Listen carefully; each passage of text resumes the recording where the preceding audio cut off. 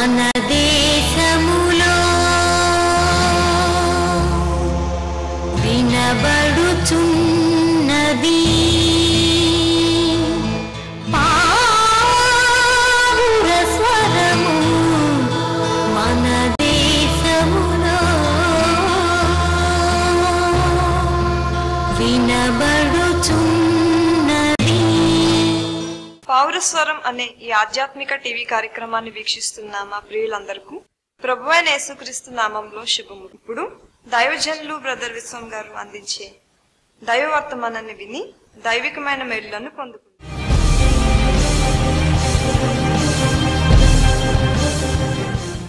పరిశుద్ధుడవై మహిమ ప్రభావములకు నీవే పాత్రుడవు బలవత్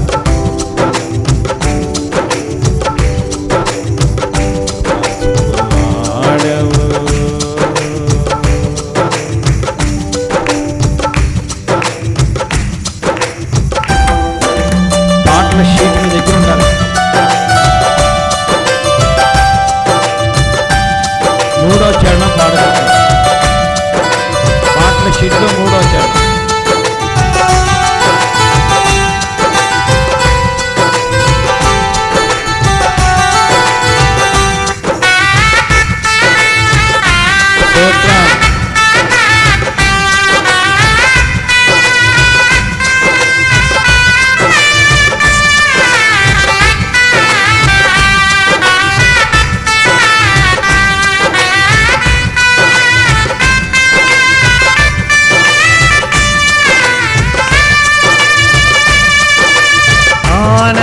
ఆనందకరమైన దేశములో నేను నిన్ను గణపరచుటకు నీ మహిమాత్మతో నింపి సురక్షితముగా నన్ను నివసింపజేసితివే.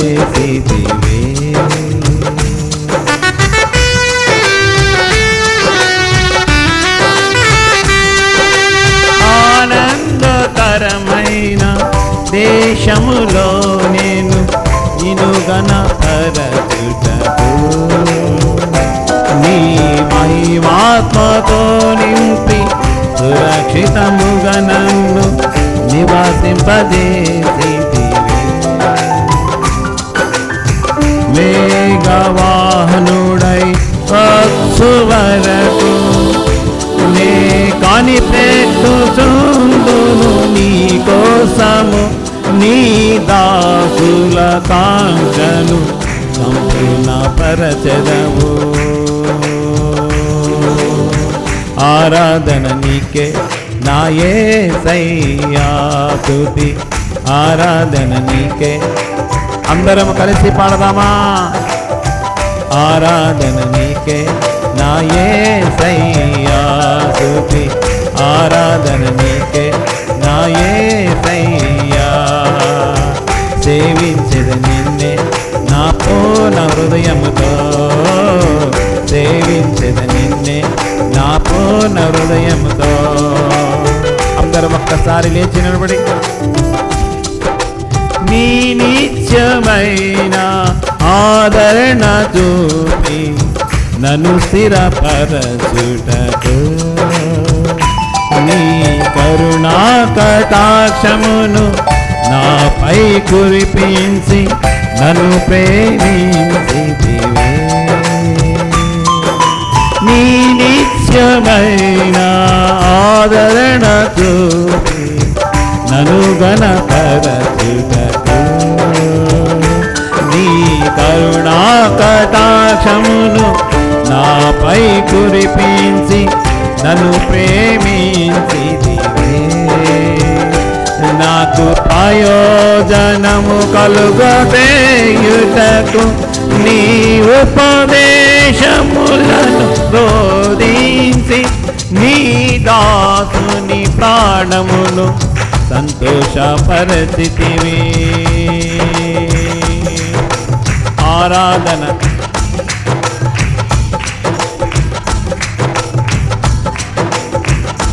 నా యేసయ్యా. సేవించెద నిన్నే నా పూర్ణ హృదయముతో సేవించద నిన్నే, నా పూర్ణ హృదయముతో సేవించద నిన్నే, నా పూర్ణ హృదయముతో సేవించద నిన్నే, నా పూర్ణ హృదయముతో. దేవునికి మహిమ కలుగును గాక. మరొక్కసారి మిమ్మల్ని చూసే భాగ్యాన్ని దేవుడు నాకు ఇచ్చినందుకు దేవుడికి వందనాలు తెలియజేస్తున్నా. ఈ పరిచర్య ప్రతి మంగళవారం ఉదయం ఇదే సమయానికి మీరు చూడవచ్చు. వాక్యం ద్వారా మీరు బలపరచబడుతున్నారు నమ్ముచున్నాను. గడిచిన దినాల్లో కొన్ని వాక్యాల ద్వారా బలపరచబడ్డారు. ఈ రోజున వాక్యం ద్వారా కూడా మీరు బలపరచబడాలని చెప్పి నేను ఆశపెడుతున్నా. వాక్యాన్ని కానీ జాగ్రత్తగా మనం సరైన రీతిలో కానీ ధ్యానం చేస్తే వాక్యం మనల్ని ఏం చేస్తా అంటే బ్రతికిస్తుంది. అందుకని భక్తుడు అంటాడు, నీ వాక్యం నన్ను బ్రతికించను అంటాడు. అంటే వాక్యం ఇవ్వకుండా, అందుకని 34 కీర్తనలో బ్రతకగోరువాడు ఎవడన్నా ఉన్నాడా అంటాడు 12 వచనంకి వస్తే. కాబట్టి బ్రతకగోరువాడు ఉన్నాడా, మేలు నందుచు అనేక దినములు బ్రతకగోరువాడు ఉన్నాడా. ఈ దినాన నీవు నేను కూడా బ్రతకాలి అంటే వాక్యం ఏం సెలవిస్తుందంటే యోహాను సువార్త 6వ అధ్యాయంలో నీవు కానీ నేను కానీ ఆయన యొక్క శరీరము తినువారు నిత్య జీవంలో ఉంటారు, వారు మరణించరు, వారు బ్రతికే ఉంటారని యోహాను సువార్త 6వ అధ్యాయంలో మనం చూస్తాం. దేవునికి స్తోత్రం కలుగును కాక. హల్లెలూయా. సో ఈ యొక్క 6వ అధ్యాయంలో ఉన్న మాటలు నీ హృదయంలో నా హృదయంలో కూడా భద్రం చేసుకున్నట్లయితే చాలా గొప్పగా ఉంటుంది. వాక్యంలో ఉన్న మాట బ్రతకాలి అనుకున్నట్లయితే ఆ వ్యక్తి ఖచ్చితంగా కొన్ని లక్షణాలు కలిగి ఉండాలి. ఏమిటి లక్షణాలు కలిగి ఉండాలంటే, బ్రతకడం అంటే ఈ రోజున రేపు ఇక్కడ చనిపోతాము, ఇది కాదు బ్రతకడం. మనము చనిపోయిన తర్వాత అంటే ఈ మరణం అయిన తర్వాత రెండో మరణంలోకి అడుగు పెట్టకుండా ఉండాలి. అక్కడ నిత్య జీవంలోకి మనం అడుగు పెట్టాలంటే మొదట మన నోటంట చెడ్డ మాటలు పలకకుండా మన నాలుకను ఏం చేసుకోవాలంటే కాచుకోవాలి. ఎప్పుడైతే మనం చెడ్డ మాటలు మాట్లాడకుండా ఉంటామో అది చాలా చక్కగా ఉంటుంది. కానీ అపవాదిని వాడు ఎప్పుడు కూడా ఏం చేస్తాడంటే మన నోటి ద్వారా చెడ్డ మాటలు మాట్లాడిస్తాడు. చాలామంది వాక్యం తెలుసు అంటుంటారు, వాక్యం ఎరిగిన వాళ్ళు ఉంటారు, కానీ వాక్యం ఎరిగిన వారిలో బూతులు మాట్లాడుతూనే ఉంటుంటారు. వాక్యం ఎరిగిన వాళ్ళను వాళ్ళు భయంకరంగా ప్రవర్తిస్తూనే ఉంటుంటారు. అంటే వాళ్ళ యొక్క ప్రవర్తన విధానాన్ని మార్చుకోరు. వాక్యం తెలుసు అంటారు, వాక్యం తెలుస్తున్నప్పుడు ప్రవర్తన మారాలి కదా. అది అందుకొరకు వాక్యంలో ఉన్న మాట ఏంటంటే మీరు బ్రతకాలనుకున్నట్లయితే మీ దగ్గర నుంచి ఏం చేయకూడదంటే చెడ్డ మాటలు పలకకూడదు అంటాడు. అలాగే 24వ కీర్తనకు వస్తే ఏమంటాడంటే 24వ కీర్తనలో ఏమంటాడంటే 3వ వచనంలో యెహోవా పర్వతం ఎక్కదిగిన వాడెవడు.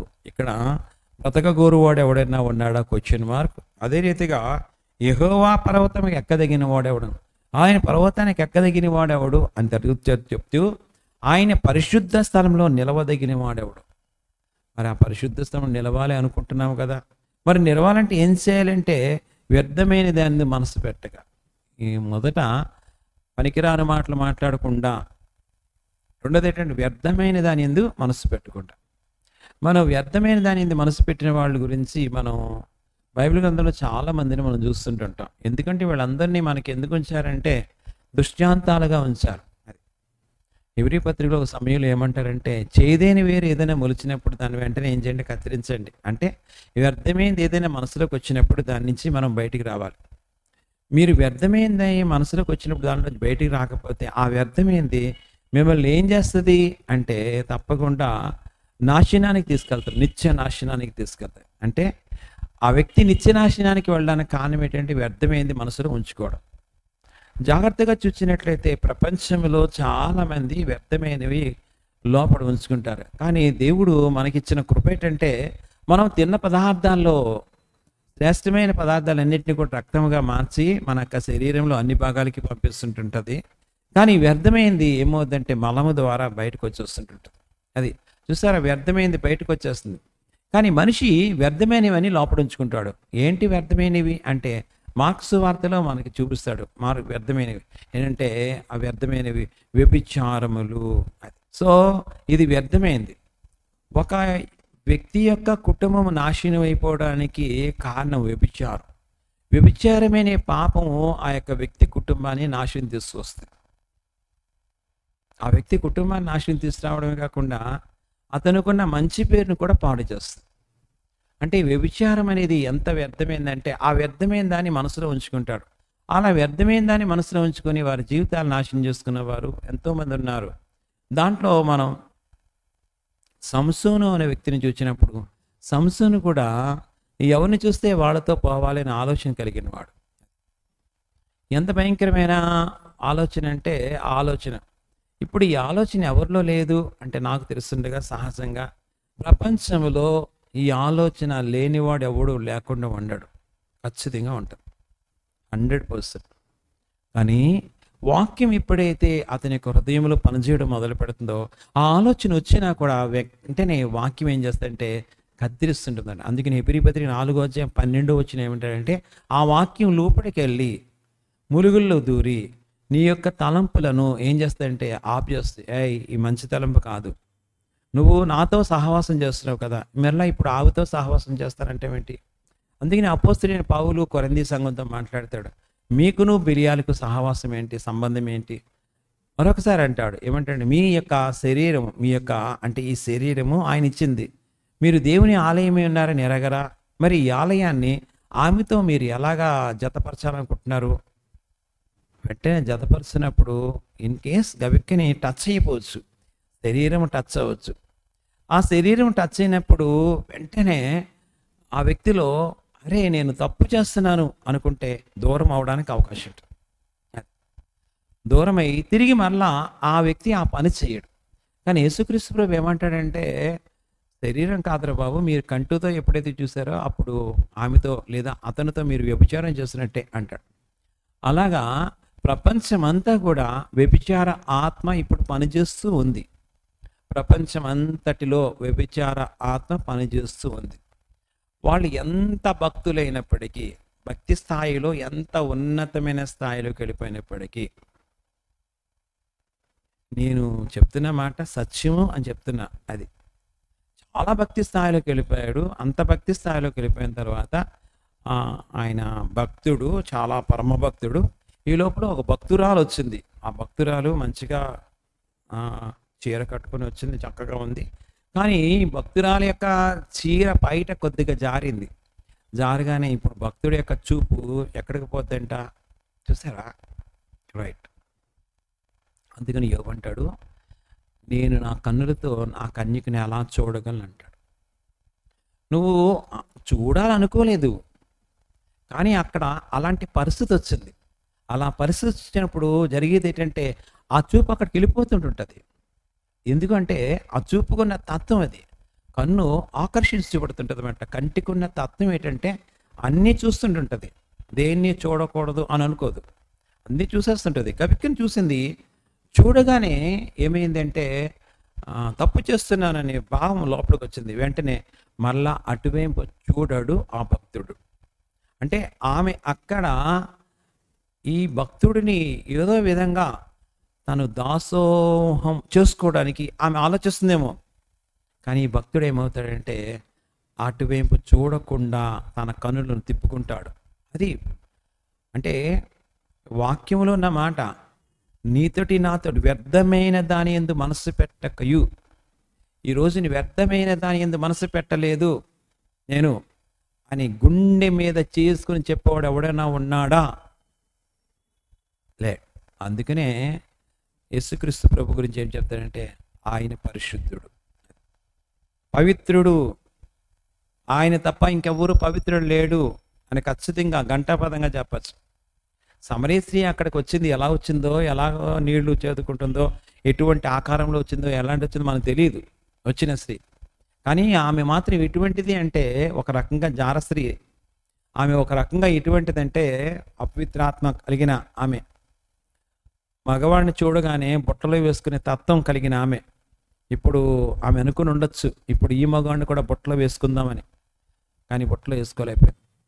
ఒక కవిగా రాస్తారు, ఆడదాని యొక్క వారచూపులో పడని వీరుడు ఎవడు అంటాడు. అంటే ఆడపిల్ల వారచూపు అటువంటిది, అటువంటి వారచూపు చూస్తున్నమాట. ఆ వారచూపు చూసినప్పుడు ఎంత గొప్పవాడైనా ఏమైపోతాడంటే ఓడిపోతాడు. రాజ్యాలు పోవడానికి కారణం ఆడదే. ఆడదాని వల్ల రాజ్యాలు కోల్పోయిన వాళ్ళు చాలామంది ఉన్నారు. ఈ రోజున దేవుని వాక్యంలో ఉన్న మాట ప్రకారము, నా ప్రియమైన తమ్ముడా, నా ప్రియమైన చెల్లి, నీ మనసుని నువ్వు కాపాడుకో. వ్యర్థమైన మనసు, వ్యర్థమైన దాన్ని లోపల పెట్టుకోకు. వ్యర్థంగా ఆలోచించుకో. ఆలోచన ఏం చేస్తుంటే ఒక రకంగా దేవునికి ఇష్టము కాకుండా చేస్తుంది. అది మరి ఆ వ్యర్థమైన దాని నుంచి నేను బయటకు రాకపోతే కష్టమే. ఇప్పుడు ఆ వ్యర్థమైన మనసుతో ఏదైనా తోటలోంచి బయటకు వచ్చేసింది అవ్వమ్మ. అవ్వమ్మ ఆ వ్యర్థమైన దాని మీద దృష్టి పెట్టింది. దేవుడు చెప్పాడు, ఏమైనా తినండి కానీ ఆ చెట్టు పళ్ళు మాత్రం తినవద్దు అని చెప్పాడు కాబట్టి ఆ మాటకు లోబడాలి. ఈ రోజుకి మనిషికి ఉన్న తత్వం ఏంటంటే మాటకు లోబడ్డు. ఎట్టి పరిస్థితుల్లో మాటకు లోబడ్డు. మాట ఇస్తాడు కానీ మాట తప్పిపోతాడు. కానీ దేవుడికున్న లక్షణం ఏంటంటే తప్పిపోయిన తత్వం లేని ఆయన ప్రైస్తున్నాడు. సో అక్కడ మనం చదువుకున్న ఆ యొక్క 24వ కీర్తనలో కపటంగా ప్రమాణం చేయకు. కొద్దిమంది కపటంగా ప్రమాణం చేస్తారు. అంటే దేవుని సందులో మనం జీవించాలంటే, బ్రతకాలనుకుంటే, అలాగే పరిశుద్ధ పర్వతం ఎక్కాలనుకుంటే, ఆ పరిశుద్ధ స్థలంలో నిలవదగాలంటే కపటంగా ఏం చేయకూడదంటే ప్రమాణం చేయకూడదు. కొద్దిమంది కపటంగా ప్రమాణం చేస్తారు. లేనిది ఉన్నట్లుగా, ఉన్నది లేనట్లుగా చెప్తుంటారు అన్నమాట. ఎంతగా అవతల వాళ్ళని నమ్మించి మోసం చేస్తారు. ఈ రోజున మోసపోయిన చెల్లెళ్ళు చాలామంది ఉన్నారు. ఎంతమంది మోసపోయారంటే చాలామంది మోసపోయారు. అంటే వాళ్ళంతగా మోసం చేశారన్నమాట. నమ్మించి ఆ చెల్లెళ్ళే కాదు, కొంతమంది తమ్ముళ్ళు కూడా మోసపోయి ఉండొచ్చు. కొంతమంది పెళ్ళి అయి కూడా తన భర్తను మోసం చేసిన స్త్రీలు ఉన్నారు. పెళ్ళి అయి కూడా తన భార్యను మోసం చేసిన పురుషులు ఉన్నారు. చూసారా? అంటే వీళ్ళు వివాహం సమయంలో ప్రమాణం చేస్తారు, నా జీవితకాలం అంతయు నేను నీతోటే కాపురం చేస్తాను. మరి అక్కడ ప్రమాణం చేసిన ఆ ప్రమాణం ఇక్కడ మరి నేను ఆ ప్రమాణం చేశాను కదా, మరి ప్రమాణం చేస్తే నేను మరి ఎలాగ తప్పుతున్నాను అని అనుకోడు. మరలా అక్కడ ప్రమాణం చేస్తే దేవుని ఎదుటను సంఘం ఎదుటను నేను ప్రమాణం చేస్తున్నానని చాలా చక్కగా చెప్తాడు. అలాగే చక్కగా చెప్తుంది. చెప్పి జీవితాన్ని నాశనం చేసుకున్న వాళ్ళు చాలామంది ఉన్నారు. ఈ రోజున ఒకసారి ఆలోచన చేస్తే విడాకులు అనే సమస్య ఎందుకు వస్తుంది? ఎన్ని విడాకులు అవుతున్నాయో, ఎంతమంది కుటుంబాల్లో నాశనం ఉందో, ఎంతమంది కుటుంబాల్లో ఇబ్బందికరంగా ఉన్నారు, ఎంతమంది కుటుంబాల్లో నెమ్మది లేకుండా బ్రతుకుతున్నారు.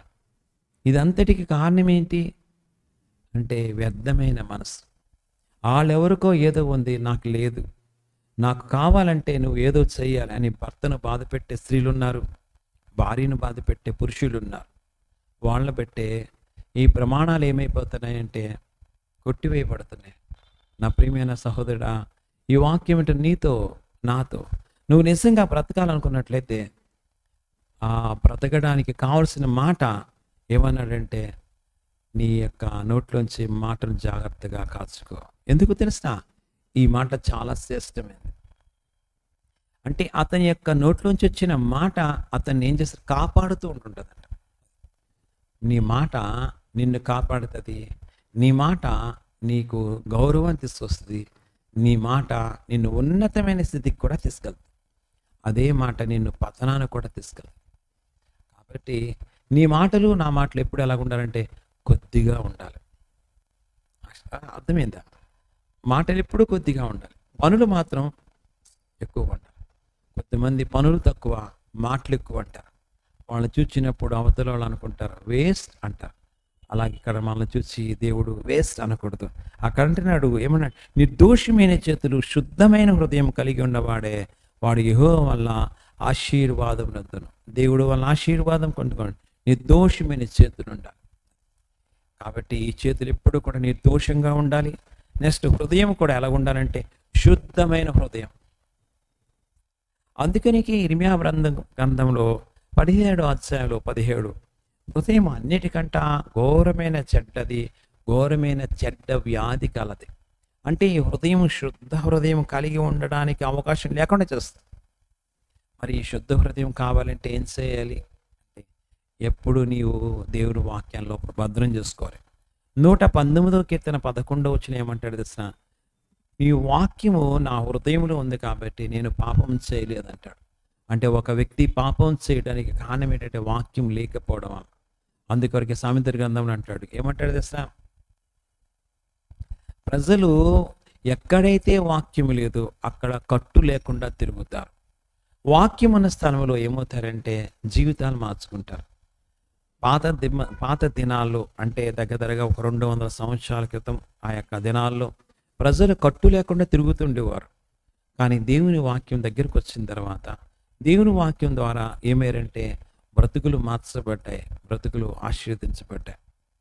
దగ్గరగా 1950 సంవత్సరం ఆ రేంజ్లో మన భారతదేశంలో కూడా ఒకటి పెట్టారు, ఏమిటి, రెండో పెళ్లి చేసుకోకూడదని. అప్పటి వరకు రెండో పెళ్లి చేసుకునే అధికారాలు ఉన్నాయి. ఆ రెండో పెళ్లి చేసుకోకూడదు. రెండో పెళ్లి చేసుకోవాలనుకుంటే తప్పకుండా ఆ యొక్క మొదటి ఆమె చేత అన్నీ తీసుకున్న తర్వాత పెళ్లి చేసుకోవాలి. అంత క్రితం అలా ఉండేది కాదన్నమాట. ఎంతమందినే పెళ్లి చేసుకునేవాడు. కానీ దేవుని వాక్యం దగ్గరకు వచ్చిన తర్వాత ఏమని తెలిసినా ఒక్కరితోటి కాపురం చేయాలి. నీ ఇష్టం వచ్చినట్లుగా కాపురాన్ని మార్చడానికి లేదు. కానీ ఇప్పుడు కూడా కొన్ని పాశ్చాత్య దేశాల్లో కొంతమంది కాంట్రాక్ట్స్ మీద ఉంటుందంట మ్యారేజెస్. ఓ 2 సంవత్సరాలు నీతో కాపురం చేస్తాను, 3 సంవత్సరాలు నీతో కాపురం చేస్తాను, తర్వాత నేను వెళ్ళిపోతాను. అలాగే వాళ్ళు ఒక నిబంధన రాసుకొని ఆ 3 సంవత్సరాలు కాపురం చేస్తున్న విడిపోయిన వాళ్ళు చాలామంది ఉన్నారు. చాలామంది మన సెలబ్రిటీస్ చూస్తుంటుంటాం ఆ యొక్క ప్రాంతాలు. ఆ సెలబ్రిటీస్ ఇప్పటికి నేను 7వ పెళ్లి చేసుకున్నానని గొప్పగా చెప్పుకుంటాడు. కానీ దేవుని వాక్యం ఉంది, ఆ 7వ పెళ్లి చేసుకున్నవాడు ఎంత నరకం అనిపిస్తాడు. మళ్ళీ ఆ వ్యక్తి ఏమంటాడు తెలుసా? మేము ఒప్పందం చేసుకుని విడగొట్టుకున్నాం కదా అంట. ఎస్, కరెక్టే. ఒక్కసారి నిబంధన చేసుకున్న తర్వాత ఆ నిబంధనలో నువ్వు స్థిరంగా నిలబడి అంటే నీ హృదయం ఏమి ఉండాలంట? శుద్ధమైన హృదయం కలిగి ఉండాలి. ఆ ప్రాచ్య దేశాల్లోనే ఉన్నవారు బిల్లీ గ్రహం గారు. మరి బిల్లీ గ్రహం గారు ఒక్క ఆవిడని పెళ్లి చేసుకున్నాడు. మరి ఆవిడతోటి జీవించాడు, ఆవిడ చివరి దాకా ఆమెతోటి ఉన్నాడు. బిల్లీ గ్రహం గారు ఉన్న ప్రాంతంలో ఎంతోమంది వారి జీవితాల్లో ఎంతోమందిని మార్చేసుకున్నారు. మరి ఈయన మార్చుకోలేదే. మరి ఈయన ఎందుకు మార్చుకోలేదు అంటే వాక్యం ఈయన ఏం చేస్తుందంటే సరి చేస్తుంది. ఈయన వాక్యం కట్టింది కాబట్టి ఆయన ఇప్పుడు ఏమంటాడు తెలుసా? నేను నిర్దోషమైన హృదయం కలిగిన వాడిని కాబట్టి నేను ఆ పరిశుద్ధ స్థలంలో నిలవదగిన వాడిని. ఆమె చూసారా? ఒకటి. రెండోది ఏంటి తెలుసా? నా జీవితకాలం ఇక్కడ నా జీవితాన్ని ముగించాను, ఇప్పుడు ప్రభు సన్నిధిలో ఉన్నాను. ప్రభు సన్నిధిలో కూడా నేను జీవించే భాగ్యం నాకుంది. అంటే నేను ఇచ్చే నరకానికి వెళ్ళే భాగ్యం నాకు లేదు అంటాడు. ఈరోజు నా ప్రియమైన తమ్ముడా, నా ప్రియమైన చెల్లి, నీ ఇష్టం వచ్చినట్టుగా నీ హృదయం చెప్పినట్టుగా నువ్వు జీవితాన్ని జీవిస్తున్నావేమో. నీ తలంపులు పక్కన పెట్టు, ప్రభు యొక్క తలంపుల మీద ఆధారపడు. ప్రభు తలంపుల మీద ఆధారపడ్డావా? ప్రభు నీ జీవితంలో ఎన్నో ఆశీర్వాదాలు దాచుంచాడు.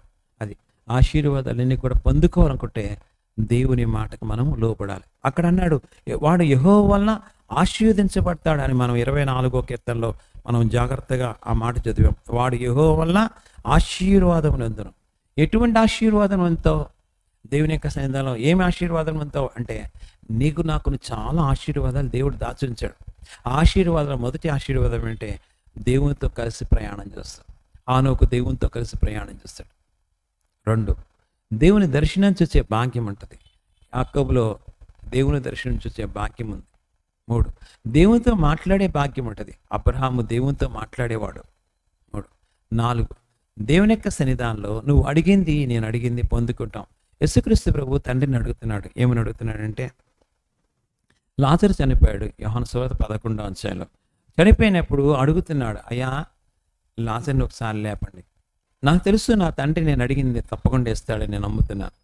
అలాగే లాజరు రా బయటికి అన్నప్పుడు లాజరు బయటకు వచ్చి కూర్చున్నాడు దేవుని స్తోత్రం కలగకుండా. అప్పటికే 3 రోజులైంది లాజరు చనిపోయి.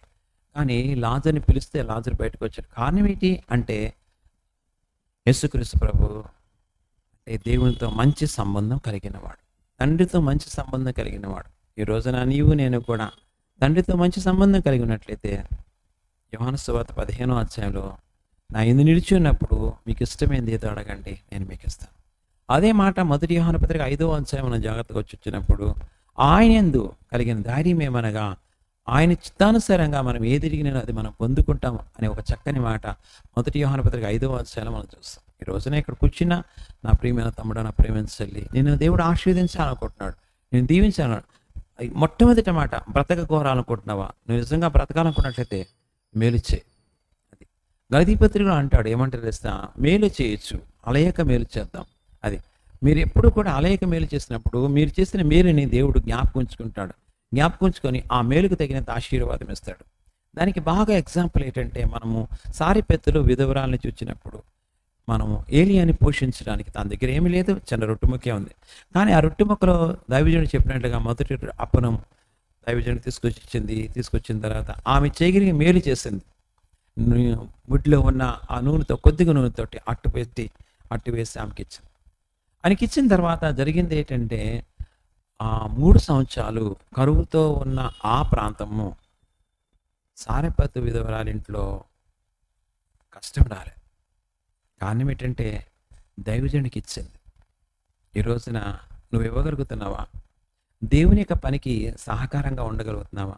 ఈ కార్యక్రమం చూస్తున్నా నువ్వు ఒకసారి ఆలోచన చేసుకో. ఈ కార్యక్రమం ఇదే మొదటిసారి నువ్వు కానీ ఈ ఛానల్లో చూస్తున్నట్లయితే దేవుని యొక్క సన్నిధిని భారంగా ప్రార్థన చేయి. ఏమని ప్రార్థన చేసిన? ప్రభువా, నేను కూడా ఇలా ఇచ్చేదానిగా ఉంటాననుకుంటున్నాను అని అడుగు. తప్పకుండా బ్రతుకుతావు, దేవుని రాజ్యంలో బ్రతుకుతావు. అలాగ ఇచ్చేవాడు ఎవరంటే అబ్రహాం ఇంట 300 మంది పిల్లలు, అలవడిన పిల్లలు ఉన్నారంట. వాళ్ళు 300 పిల్లల్ని ఏం చేశాడంటే పోషించాడు అబ్రహాం. పోషించిన దాన్ని బట్టి అబ్రహాము ఇప్పుడు ఎక్కడున్నాడంటే దేవుని యొక్క సన్నిధానంలో ఆ యొక్క ఉన్నతమైన స్థలంలో కూర్చున్నాడు. పరదేశు అనే స్థలంలో కూర్చున్నాడు అని మనం చూస్తాం. దానికి ఎవరు చెప్పారు? యేసుక్రీస్తు ప్రభువే చెప్తున్నారు. ఏమంటున్నారంటే పరదేశులో ఉన్నాడని. ఆ పరదేశులో ఎవరున్నారు? ఇప్పుడు లాజరు ఉన్నాడు. అగ్నిలో కాలుతున్నాడు ధనవంతుడు. అబ్రహాముని పిలుస్తున్నాడు, తండ్రివైన అబ్రహామా, నేను ఇక్కడ చాలా ఇబ్బంది పడుతున్నాను, నాకు నువ్వు సహాయం చేయి అంటున్నాడు. అబ్రహాము మాట్లాడుతున్నాడు. ఏమన్నాడంటే, నా మాటలు నీకు వినపడుతున్నాయి, నీ మాటలు నాకు వినపడుతున్నాయి, కానీ నీవు నేను బయటికి రావడానికి, నా దగ్గర నువ్వు రావడానికి, నేను నీ దగ్గర రావడానికి మన మధ్యలో ఒక ఆఘాతం, రావడానికి అవకాశం లేదు. ఇప్పుడు అబ్రహాం ఒక ఉన్నతమైన స్థలంలో కూర్చున్నాడు. అబ్రహాం ఉన్నతమైన స్థలంలో కూర్చోవడం కారణం ఏంటంటే అబ్రహాము మేలు చేశాడు. అది మేలు చేయడమే కాదు, తనకు వచ్చిన అంటే తను సంపాదించిన దాంట్లో దశం భాగాన్ని మెల్కీసెదెకు ఆయన వచ్చాడు అని వాక్యం చూస్తున్నాం. ఆ రోజుల్లోనే దశం భాగం ఇవ్వగలిగిన ఆలోచన అబ్రహాంకి ఉంది. అబ్రహాంకి దశం భాగం ఇవ్వండి అని అక్కడ ఏమీ చెప్పలేదు. అబ్రహాంకు దైవజనుడు అంటే ఎవరు లేరు. అది అటువంటి సమయంలో దేవుడు తనకి చేసిన దాంట్లోంచి శ్రేష్టమైన భాగం ఇవ్వాలి అనుకున్నాడు. అలాగే యాకోబు కూడా అంటాడు, ఏమంటాడు? నేను తిరిగి మరలా నా తండ్రి ఇంటికి వస్తే, నేను వెళ్ళిన స్థలంలో నువ్వు నాకు కానీ భోజనం అన్నీ ఇస్తే, నాకు ఇచ్చిన దాంట్లోంచి దశం భాగం నేను నీకు ఇస్తాను, 10వ వంతు నీకు చెల్లిస్తాను. దాన్ని బట్టి యాకోబు కూడా ఆశీర్వదించబడ్డాడు. ఈరోజు నువ్వు ఆశీర్వదించబడాలనుకున్నట్టయితే నీవు నేను కూడా మేలు చేసేవాళ్ళం ఉన్నారు. ఒకసారి ఆలోచించేయండి, మేలు చేస్తున్నారా, కీడు చేస్తున్నారా? అందుకని యోహాను సువార్త 5వ అధ్యాయంలో మేలు చేయవారు జీవ పునరుద్ధానానికి, కీడు చేసేవారు తీర్పు పునరుద్ధానానికి వెళ్తారంట. అబ్రహాం మేలు చేశాడు కాబట్టి అబ్రహాము జీవ పునరుద్ధానం అడుగు పెట్టాడు. దేవుని స్తోత్రం కలుగునుగా. ఆ ఆలోచన చేద్దాము. ఎవరి మట్టుకు వారిగా ప్రశ్న చేసుకుందాము, కలిసి ప్రార్థన చేసుకుందాం. పరిశుద్ధుడైన తండ్రి, ఈ సమయంలో బ్రతకగోరువాడు ఉన్నాడా అని ప్రశ్న వేస్తావు. అలాగే నీ పరిశుద్ధ స్థలంలో నిలవదగిన వాడు ఉన్నాడా అని ప్రశ్న వేస్తావు. అలా నిలవదగాలి అనుకున్నా, బ్రతకాలనుకున్నా, మా బ్రతుకుని మార్చుకోవడానికి మాకు నీ వాక్యం అవసరం. నీ వాక్యం ఎప్పుడైతే మా బ్రతుకులో ఉందో మా బ్రతుకుని మార్చుకుంటాం. అలా నీ వాక్యాన్ని మేము సరైన రీతిలో ధ్యానం చేస్తూ ముందుకు వెళ్ళే భాగ్యం మాకు దయచేసి, ఘనత మహిమ ప్రభ మీరే పొందమనిసి, చేరువున మమ్మల్ని అందరినీ దీవించమని, ఈ కార్యక్రమాన్ని స్పాన్సర్ చేసిన ప్రియమైన కుటుంబాన్ని నిండారా దీవించమని యేసు నామని పెట్టాడు కొంచెం తండ్రి, ఆమె. దేవుడి చిత్తమైతే మరలా వచ్చే వారం ఇదే సమయానికి మనం ఈ వాక్యాన్ని విందాం. దేవుడు మిమ్మల్ని దీవించి ఆశీర్వదించును గాక. ఆమె.